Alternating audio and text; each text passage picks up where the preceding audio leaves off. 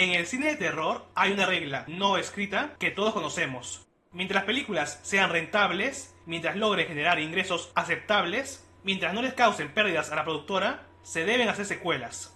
Este es el caso de The Fly, que no solo logró cuadruplicar su presupuesto, sino que logró ganar el Oscar a mejor maquillaje y se volvió rápidamente una película de culto. Debido a esto, la 20th Century Fox ordenó su secuela, pero lastimosamente Cronenberg solo hace películas autoconclusivas. Si bien algunas de sus películas tienen secuelas, como sería el caso de Scanners, él no suele pasar de darles el visto bueno, y a veces ni eso ocurre. Debido a esto, quien se encargó de hacer esta secuela fue Chris Wallace, que había trabajado el anterior como el creador de efectos especiales del monstruo. Así que, por lo menos, esto nos aseguraba unos efectos de calidad aceptable. Siendo honesto, no tengo muchos recuerdos de esta película. Recuerdo que no era tan asquerosa como la original y que el monstruo tenía un diseño más completo, pero poco más.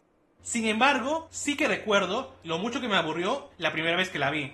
Y parece que no fui solamente yo, que según IMDb, solo es un poco mejor que Curse of the Fly.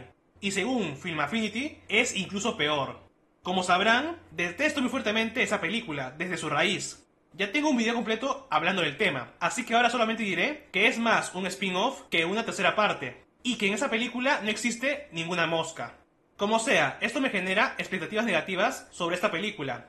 Si bien muy rara vez me dejo influenciar por lo que diga la gente, mi recuerdo no es el mejor, así que... Bueno, hagamos el resumen y veamos qué pasa. Así que, dejemos el relleno atrás y hablemos de The Fly 2. Iniciamos en Industrias Bartok. Verónica está por dar a luz y Statis está presente, pero lo sacan de ahí cuando se hace evidente que algo va mal. El bebé finalmente sale, pero tiene forma de crisálida y se mueve mucho. Debido a todo el esfuerzo, y aunque tratan de salvarle la vida, Verónica fallece. Logran abrir la crisálida y, luego de mucho pus, sacan un bebé. Entonces, el señor Bartok, dueño de la compañía, decide que vigilarán al bebé y lo pone a cargo de la doctora Janeway. 11 meses después, le informa que el niño crece a velocidad sorprendente, midiendo casi 1 metro. Tiene memoria fotográfica y nunca duerme. Sin embargo, tiene genes mutados y, aunque están dormidos, eventualmente despertarán. Bartok finalmente lo conoce y le dice que puede considerarlo su papá. También le dice algo sobre una palabra mágica y no sé qué, pero bueno, lo importante es que le han puesto el nombre Martin Brundle. Pasa el tiempo y otro de los doctores, Shepard, le hace más exámenes para probar su inteligencia. Cuando le está inyectando su medicina, pide ver a Bartok, pero le dicen que está ocupado en la zona 4, un sitio al que él no puede ir. Sin embargo, roba la tarjeta de Shepard y logra modificarla para darse a sí mismo autorización. Ah, sí, lleva un casco que él mismo creó. Como sea, se escabulle y en el camino podemos ver que parecen estar experimentando con moscas y estas le prestan especial atención a Martin. En fin, que llega a una habitación donde tienen cautivos a varios animales, entre ellos un Golden Retriever. Lo saca de su jaula y le hace cariño, mientras le cuenta que tiene el síndrome de crecimiento acelerado, la misma enfermedad que mató a su padre, o al menos eso le han dicho. Otro día guarda parte de su comida para llevársela al perro, pero cuando va a buscarlo se da cuenta que se lo han llevado a la bahía 17. Va a buscarlo y nos damos cuenta que ahí están trabajando con los telepods y meten al perro en uno de ellos. Inicia la secuencia y el animal logra desintegrarse con éxito, pero cuando revisan el otro telepod... Si bien el perro está vivo, ha sido horriblemente desfigurado y ataca a uno de los científicos. Al ver esto, Martin grita y, al darse cuenta que está ahí, Bartok va a consolarlo.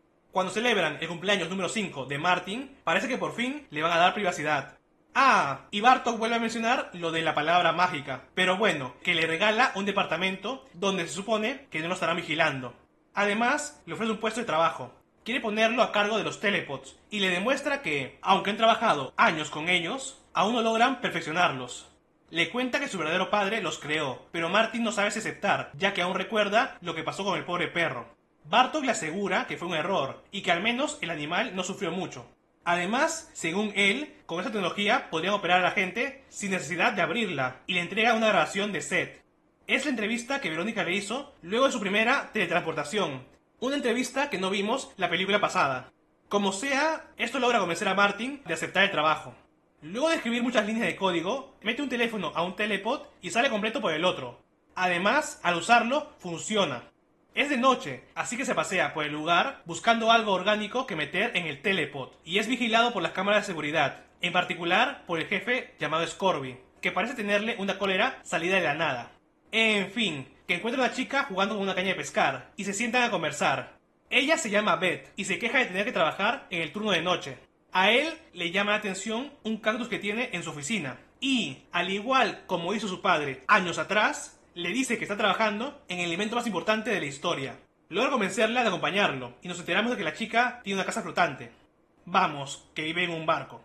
En el camino, descubre que ella no tiene autorización para entrar en esa zona, pero bueno, que la lleva hasta la bahía 17, y ella se impresiona por los telepods. Él teleporta el cactus, pero lastimosamente sale deforme. Cuando ella está por irse, él le pide volver a hablar, y, aunque ella no quiere interrumpirlo, al final acepta. Sin embargo, cuando se va, el tal Scorby aparece para joderlo, pero no pasa nada. Al día siguiente, le revela a la doctora Janeway que ha dormido 2 horas esa noche, pero ella no le da importancia, y cuando trata de ponerle una inyección, se rompe la aguja. Esto molesta a Martin, que decide que no le inyectarán nada más. Pasa el tiempo, y se va acercando más y más con Beth. Ella lo invita a una fiesta que darán en la oficina, y, aunque nunca ha ido a una, él acepta. Se aburre mucho, pero oye a unos científicos hablando sobre algo que tienen en una jaula. Va a ver qué es, y descubre con horror que el perro que hace años fue formado por el telepod sigue con vida.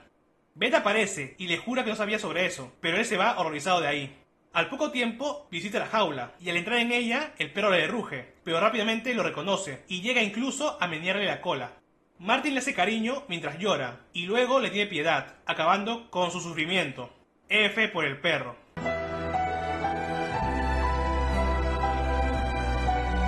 Al día siguiente, Martin entra en un telepod, pero solo para que la máquina lo escanee. En ese momento, Bartok le pregunta si tuvo algo que ver con la muerte de algún espécimen, pero aunque Martin dice que no, saben que miente. Entonces, le deja una nota y una flor a Beth, que va a verlo. Martin se disculpa por su actitud y le enseña que ha conseguido un gatito. Lo mete en el telepod y da inicio a la teletransportación. Esta vez ocurre de manera correcta, y el gato logra salir por el otro telepod sin problemas. Martin dice que solo necesitaba centrarse en admirar la belleza, pero bueno, que esa noche tienen coito. Él queda exhausto, siendo de las pocas veces que duerme en realidad. Pero bueno, que cuando ella está por irse, se da cuenta que la herida de su brazo se está infectando.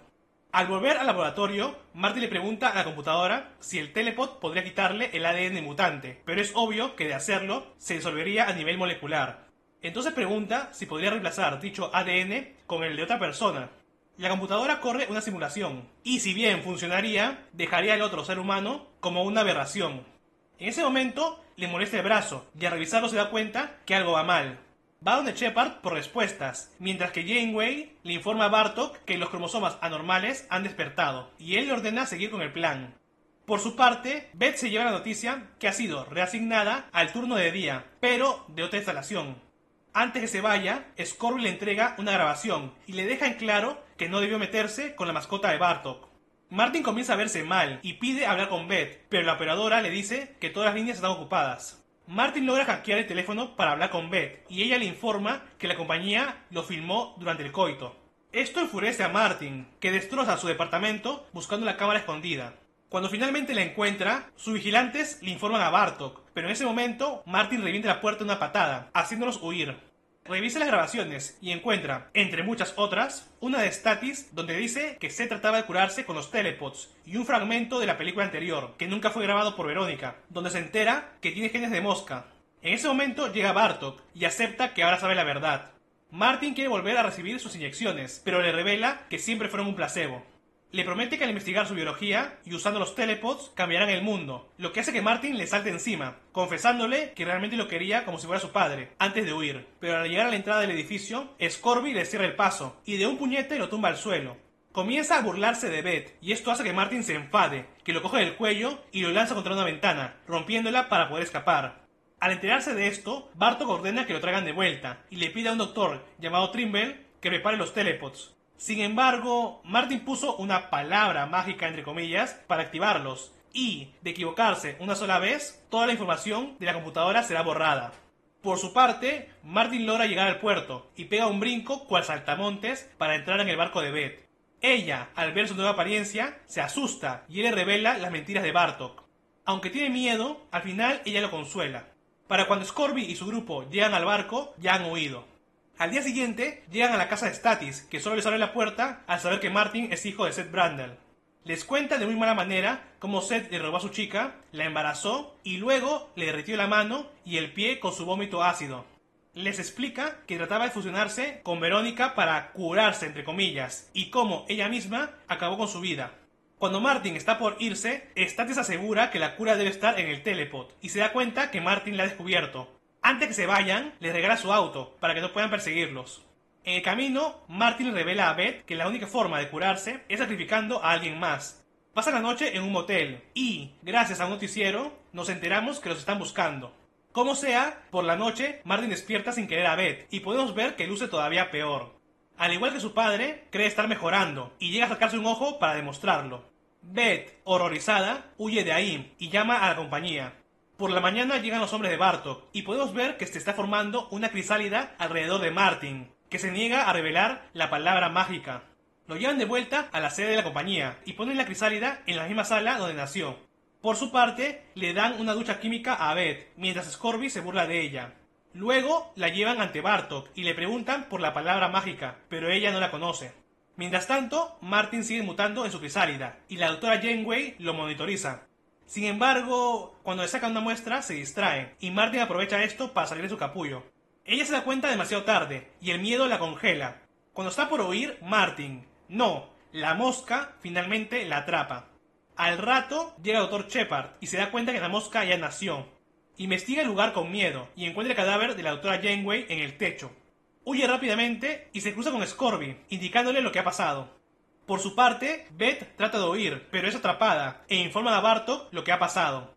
Se activan todas las alarmas y Bartok ordena a sus hombres no matar al monstruo, que logra escabullirse por los ductos de ventilación. Ah, sí, podemos ver que es enorme y tiene 6 extremidades. Mientras avanza por el lugar, logra atrapar a Shepard y lo mata, cosa que es vista por las cámaras de seguridad. Trata de usar su tarjeta de acceso, pero se ordena el cierre total y en la bahía 17 quedan encerrados Bartok, Beth, Trimble, Scorby y otro guardia random. Un guardia logra ubicarlo y pide refuerzos antes de enfrentarlo, pero la mosca se esconde en el techo y le vomita en la cara, derritiéndole la cabeza antes que llegue alguien a ayudarlo.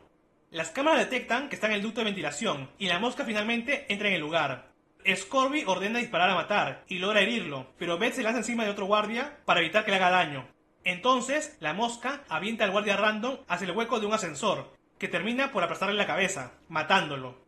La mosca huye perseguida por Scorby y, luego de una tensa búsqueda, lo agarra con la guardia baja y le vomita en la mano, aunque solo lo quema un poco.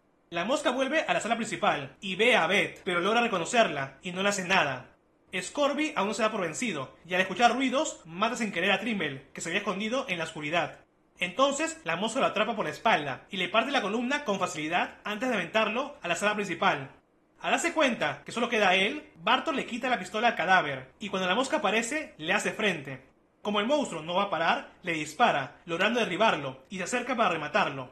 Sin embargo, fue una trampa y con facilidad la mosca le quita el arma. Lo usa para poner la palabra mágica, que era papá, y entran juntos al telepod. Le hace señas a Beth para que active la cuenta regresiva y la chica hace caso. Ah, por cierto, desde que el monstruo entró en el lugar, los guardias han estado tratando de cortar la puerta para entrar. Como sea, el telepod en modo cambio de genes se activa, al mismo tiempo que los guardias entran en el lugar. Son teleportados con éxito y, del otro telepod, surge una bestia amorfa que se arrastra por el suelo. Sin embargo, pegada a ella hay otro ser. Aunque está rodeado de carne infecta, Beth logra quitársela y podemos ver que Martin ha logrado curarse. Bartok, o lo que queda de él, es puesto en la celda del perro donde pasará el resto de sus días. Qué bien, ya todo está bien, es hora ya de festejar. Y, con la cámara enfocando una mosca parada sobre un plato de comida, es como termina La Mosca 2. Es complicado hablar de esta película. Creo que puedo decir desde ya que no es la peor de la franquicia, e incluso por momentos siento que supera a Return of the Fly, pero creo que también puedo decir que no es lo que estábamos esperando.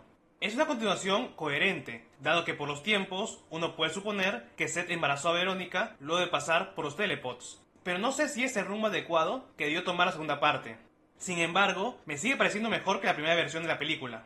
Por lo que parece, originalmente iba a tratar de que, de alguna forma, La mente de Seth había quedado atrapada en la computadora que controla los telepods, y nos centraríamos en Verónica tratando de traerlo de vuelta, a la vez que lidia con Industrias Bardock.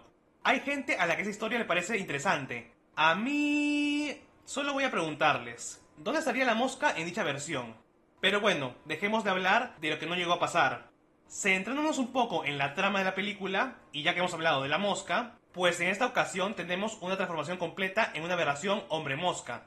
Para algunos podría no tener sentido que Marty se convierta hasta tal punto en ese monstruo, pero para mí tiene todo el sentido del mundo. No es como si Seth también se iba a transformar en algo similar. La película deja muy en claro que estaba muriendo.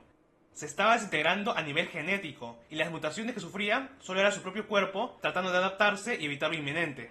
Si Seth hubiera sobrevivido más allá de este punto, nunca se podría haber convertido en un monstruo similar, y al final se hubiera derretido en una masa acuosa de fluidos infectos. Sin embargo, Marty nació con los genes de mosca en su ser. Es más, fue concebido con dichos genes de mosca. El hecho de que el embarazo haya llegado a término implica que es posible para él existir. Realmente es posible un cruce entre hombres y moscas. Esto se debe a que, aunque dichos genes están presentes en su ADN, están dormidos al momento de su nacimiento. Sin embargo, eventualmente iban a despertar, y vaya que despiertan. Creo que me he puesto muy técnico sobre la forma en que veo posible la existencia de este híbrido. Como sea, el punto es que tiene sentido que Martin pueda existir, y a su vez, también tiene sentido que se desarrolle más rápido que un humano normal.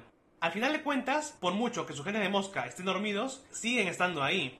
Uno de los errores que cometemos los humanos es medir, con escalas humanas, los tiempos de los animales. Por ejemplo, siempre escucharás a la gente decir que un año perro son 7 años humanos, o cosas por el estilo, y con una simple multiplicación puedes saber la edad humana, entre comillas, de tu mascota. Esto no es así. Los perros llegan a la adolescencia cuando cumplen un año. A los 2 años ya están en la adultez, y esta les dura hasta los 10, cuando ya pueden ser considerados ancianos. Un organismo no tiene que tener una infancia igual de larga que la de los humanos. Puede llegar rápidamente a la adultez y quedarse en dicha fase mucho tiempo. Pero sí, esto no hace menos perturbador la escena en la que Martin y Beth tienen coito. Se sigue sintiendo mal, por mucho que ya sea un adulto. En fin, que se supone que no quería ponerme técnico. Su desarrollo físico me parece coherente. Lo que no me parece coherente es que nazca como una crisálida de la que sale un bebé. Yo sé que eso está hecho para crear un paralelismo con la mutación final, pero lo siento bastante forzado. Dentro del vientre de Verónica podría haber mutado sin necesidad de crear una crisálida, pero bueno, la escena es impactante. Que dentro de toda esa masa de pus surja un bebé normal, entre comillas, es algo que no te debes venir por ningún lado. Es un buen giro, que te anticipa que este es solo el comienzo, y creo que es una buena forma de iniciar la película. Por si no lo habían notado, Jenna Davis no volvió para interpretar a Verónica, ya que solo aparecer en pantalla para morir no le llamó la atención, pero creo que eso se enmascara muy bien a la pena mostrar su rostro. Puedo entender que, al tener un desarrollo acelerado, Martin sea más inteligente que el promedio, pero aquí vemos que es un completo genio. Seth era inteligente, pero él mismo explicó que no entendía varias cosas de los telepods. Sin embargo, Martin está a un nivel completamente nuevo.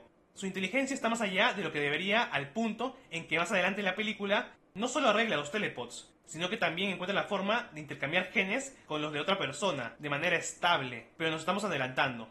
El punto es que no sé qué tan creíble sea que Martin sea un genio, pero bueno, lo es y logra no solo resolver elaborados laberintos con solo darles un vistazo, sino que hackea una tarjeta de acceso para poder moverse libremente por Industrias Bardock. Y ya que hablamos de Bardock, es gracioso como Seth sabía que Bardock sería dueña de lo que sea que le hiciese, y al final es quien se encarga de su hijo como un experimento más. Y esa es la clave. Si bien Bardock pide que se le trate a Martin como a su hijo, solo es un experimento, y están esperando a ver lo que le pasa a dicho niño. ¿En qué se convertirá cuando los genes de mosca se activen? Me parece que cuando se habla de compañías desalmadas, rara vez se menciona a Industrias Bardock. Y, teniendo en cuenta que mantuvieron vivo a un animal deformado solo para llevar registro, no es tan lejos de lo que haría Weyland Yutani. Y ya que hablamos del perro, si bien es algo raro lo fuerte que se vuelve su relación con Martin cuando solo los vemos una vez juntos, es fácil suponer que el niño fue a visitarlo en más de una ocasión. Y lo que pasa con el pobre animal es horrendo. Los científicos ya han hecho ese experimento antes. La frase que dice uno de ellos, ese sigue vivo, implica muchas cosas. Pero la emoción con la que lo dice, aun sabiendo que está en un estado tan deplorable, si en algún punto de su investigación a Seth le hubiera pasado algo similar, se hubiera sentido muy culpable. El babuino que muere en su máquina es prueba de ello. Imagina teletransportar algo de manera defectuosa, al punto en que sale una versión deforme del mismo, pero con el suficiente éxito para que se sostenga vivo por años. Al animal debieron sacrificarlo. Nada ni nadie debe pasar por un sufrimiento así. Probablemente fueron órdenes de Bartok, y al final él tuvo lo que se merecía, pero todos los demás científicos que trabajaban ahí y se burlaron del pobre animal... Espero que Martin se haya despachado a los correctos al entrar en modo mosca. Siento que la película decae un poco hacia la mitad, sobre todo cuando Martin y Beth comienzan a conocerse. Creo que este romance está muy forzado, me parece que solo querían hacer paralelismos con la película anterior. La parte buena es que buscaron una actriz que se pareciera mucho a Geena Davis, y ese fue un acierto muy importante. Pero bueno, insisto que aquí decae la película. No sabemos cómo lo hace, pero Martin logra, él solo, descifrar cómo hacer funcionar adecuadamente los telepods. Él dice algo sobre tener que ver la belleza y la verdad no lo entiendo. Supongo que los científicos de Bartok se centraban mucho en las partes pequeñas y no en el todo o algo así, pero bueno, también logra hacer algo que su padre no. El plan de Seth para sobrevivir más tiempo era reducir al mínimo su gene de mosca, por lo que se quería fusionar con Verónica para así, al haber más masa, habría menos mosca. Sin embargo, Martin logra que la máquina teleporte solo los genes correctos y reemplace los genes de mosca con los de otra persona. Esto es fascinante. Estamos hablando que podrías curar incluso el síndrome de Down. Que tienes cromosomas extra, pues entras en la máquina y te lo quitamos. Poder hacer estas operaciones a nivel genético de manera tan sencilla sería literalmente el salto más grande en la historia de la humanidad. Pero, claro, para los genes enfermos de Martin debía haber un donante, porque sin dichos genes, su secuencia genética se desmoronaría. No sé si algo así pasaría con el síndrome de Down, ya que al final de cuentas es quitar un gen extra y el cuerpo debería poder existir sin dicho gen. Pero en caso de que no... Conociendo a Bartok, con que consigas un donante entre comillas, pues se podría hacer. He intentado pensar en otros usos para los telepods. Quizás podrías extraer tumores teletransportándolos fuera del cuerpo, aunque no sé qué tan bueno sea el corte y si dejaría un hueco en el lugar donde estuvo. También podría ser que mujeres den a luz sin necesidad de pasar por el dolor de parto o la cesárea.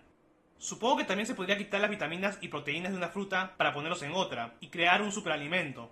Creo que lo interesante del experimento no es la teletransportación, que de por sí haría todo más sencillo, porque ya sabemos cómo nos rompen el orto las aerolíneas, sino que el invento es poder descomponer en partículas lo que sea para, valga la redundancia, hacer lo que sea con dichas partículas. Las posibilidades son realmente infinitas, y me gustaría saber qué más ocurriría en este universo con el experimento concluido. Pero volviendo a la historia, la transformación de Martin es grotesca, pero no llega al punto de la de Seth. Ya dejamos en claro que esto es porque Martin está mutando, mientras que Seth se estaba muriendo, pero igualmente deja un poco de desear los cambios que tiene. Además, ocurre demasiado rápido. Seth estuvo meses mutando, pero Martin en cuestión de días cambió tan radicalmente. Se siente muy apresurado, pero bueno, toda la revelación de que han estado jugando con él y que nunca trataron de curarlo realmente, debió ser un baño de agua helada para Martin. Él admite que realmente quería a Bartok como si fuera su padre, y está más que claro que le dolió muchísimo que para él será solo un experimento más. Imagina que tu mundo se ponga de cabeza de esa forma, y que te veas obligado a huir de todo lo que conoces. Y agreguemos a la mezcla que los genes de mosca están afectando a su cerebro. No fue un buen día para Martin. Pero bueno, Beth acepta ayudarlo, y lo ayuda a encontrar a Statis, el único personaje que realmente vuelve de la película anterior. Y está demasiado metido con Calzador, no descubrimos nada al ir a verlo. Statis no tenía la inteligencia para comprender que Seth trataba de arreglarse, entre comillas, usando los telepods, pero aunque la tuviese, no nos dice nada relevante. Solo sirve para que Beth descubra que Martin sabe cómo curarse y ya, nada más. No sé, a lo mejor mi odio a ese personaje me está cegando, pero de verdad no veo motivos reales para incluirlo en esta parte, más allá de darnos información que ya sabemos. En fin, saltemos directamente a cuando Martin es llevado a Industrias Bartok y se vuelve una crisálida. Tiene sentido que, una vez su cuerpo ha alcanzado la madurez, se vuelva un capullo para poder cambiar como lo haría una mosca. Sin embargo, el diseño final, aunque me gusta, no me termina de convencer. Si bien se puede argumentar que tiene dientes, ya que es parte humano, no veo sentido que entonces se escupa ácido. Digo, se supone que las moscas vomitan sobre la comida y luego chupan ese vómito porque no tienen dientes para procesarlo. Pero el monstruo sí tiene dientes, así que... no sé. Estoy tratando de darle sentido a un ser imposible. Creo que una de las cosas que no me gusta es que no se arriesgaron a darle alas. Si bien no las necesita, ya que pega saltos muy fuertes, creo que es el detalle final para poder llamar a este ser hombre mosca completo. Tampoco me gusta el par extra de brazos, sobre todo porque realmente no hace nada con ellos, están solo de adorno. Lo que sí me gusta es cómo Martin logra no perder el juicio luego de pasar por esa transformación, siendo aún consciente de lo que debe hacer para salvarse, y reconociendo a Beth. Esto implica que no es un monstruo, al menos no del todo, porque también significa que todas las personas a las que mató lo hizo sabiendas, no porque fuera controlado por su parte mosca. El monstruo es imponente, y verlo a tamaño completo lo hace aún más, pero siento que no ha envejecido del todo bien. En los planos más abiertos se nota que es un disfraz, pero bueno, es normal con todo el tiempo que ha pasado.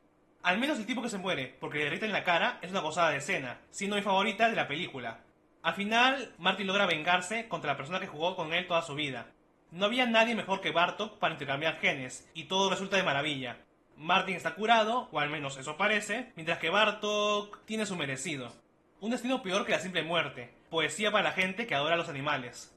Tener a un pobre perro sufriendo por años, el karma le llegó. Ahora él mismo es el animal en esa jaula. Y sabemos que sigue siendo Bartok, porque el perro seguía siendo el mismo, ya que reconoció a Martin. La mente de Bartok sigue ahí, y sufrirá hasta el último de sus días. Repitan conmigo. Karma. Karma.